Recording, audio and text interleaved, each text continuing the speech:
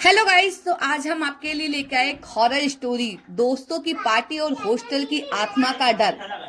यह कहानी एक छोटे से शहर के एक पुराने स्कूल की है। उस स्कूल में एक बड़ा और डरावना हॉस्टल था जो कई सालों से बंद पड़ा था, मगर फिर कुछ समय पहले एक नए प्रिंसिपल ने हॉस्टल को फिर से खोला। वहां पढ़ाई करने वाले तीन दोस्त राहुल, समीर और अर्जुन, जो एक दूसरे के अच्छे मित्र थे, हॉस्टल में रहते थे। दोस्तों को हॉस्टल में काफी समय बिताने के बाद वहां कुछ अजीब सी घटनाओं का सामना करना पड़ा था। दरवाजे अपने आप बंद होते, अंधेरे में कोई हलचल होती और कभी कभी वह महसूस करते जैसे कोई उन्हें देख रहा हो, लेकिन वे इसे केवल हॉस्टल के पुराने होने का असर मानते थे। एक रात तीनों दोस्तों ने मिलकर हॉस्टल में एक पार्टी करने का फैसला किया।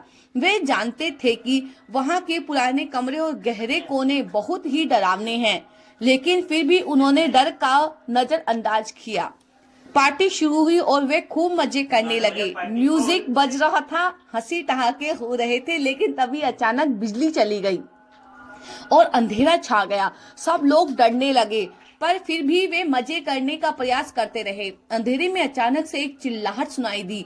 दोस्तों ने समझा कि यह शायद पार्टी के माहौल का हिस्सा है, लेकिन राहुल को एक साया नजर आया जो सीढ़ियों के पास खड़ा था। राहुल ने डरते हुए समीर और अर्जुन को बताया, लेकिन उन्होंने उसे मजाक में उड़ा दिया। अगले दिन सुबह जब वे उठे तो देखा कि कमरे में एक पुरानी किताब पड़ी हुई थी। किताब पर लिखा था काप आत्मा। राहुल ने किताब को खोला और उसमें एक कहानी थी जिसमें एक आत्मा की बात की गई थी जो उस हॉस्टल में रहती थी। किताब में बताया गया था कि हॉस्टल के ठीक नीचे एक जगह थी जहां एक लड़के की आत्मा फंसी हुई थी। उसे काप आत्मा के नाम से जाना जाता था।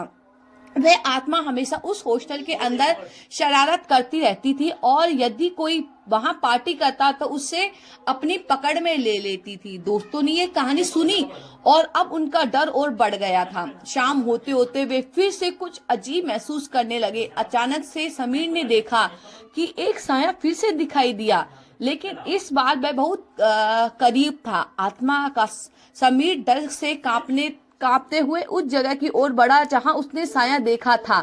वहां उसे एक पुरानी तस्वीर मिली जिसमें वह खुद दिखाई दे रहा था, लेकिन उसकी आंखें काली थी।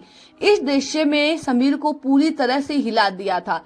उसी समय सभी के पास अजीब आवाज आने लगी। दोस्तों ने को एहसास हुआ जैसे कोई उन्हें बुला रहा हो। राहुल ने देखा कि धुआं ऐसा उनके पास आ रहा है और वो धुआं धीरे धीरे एक रूप धारण करने लगा।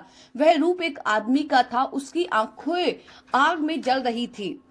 दोस्तों ने डरते हुए हॉस्टल से भागने की कोशिश की, लेकिन जैसे ही वे बाहर निकलने लगे दरवाजे अपने आप बंद हो गए।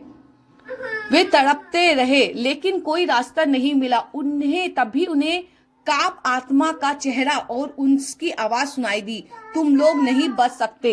डर के बावजूद राहुल ने कसम खाई कि वह इस आत्मा से लड़ेंगे। उसने उस किताब के बारे में सोचा जिसमें कुछ उपाय थे। किताब में लिखा था कि उस आत्मा को शांति तभी मिल सकती है जब उसे अपने दुख का कारण बताया जाए। दोस्तों ने वह तरीका अपनाया। राहुल ने आत्मा से कहा, तुम्हारी आत्मा दुखी है, तुम्हें शांति चाहिए, हमें बताओ कि तुम्हारा कारण क्या था। उस आत्मा ने धीरे धीरे जवाब दिया कि उसे गलत तरीके से मार दिया गया था। उसकी आत्मा तब से भटक रही है। आत्मा के दुख को समझते हुए दोस्तों ने उसे शांति की प्रार्थना की और वचन दिया कि उसकी आत्मा को शांति मिलेगी। इसके बाद धीरे धीरे धुआं छटने लगा और वह साया गायब हो गया। अगले दिन जब दोस्तों ने देखा तो हॉस्टल की हवा बहुत हल्की और शांति से भरी हुई थी। काप आत्मा अब शांति से विश्राम कर रही थी। दोस्तों ने वह अनुभव हमेशा याद रखा और समझा कि कभी भी डर को नजरअंदाज नहीं करना चाहिए, क्योंकि किसी भी जगह का अतीत कभी न कभी सामने आ जाता है। यह कहानी एक चेतावनी देती है कि हमें किसी भी स्थान के ऐतिहासिक और उसके साथ जुड़े अतीत को सम्मान देना चाहिए, ताकि हमें उसकी आत्मा की शांति मिल सके।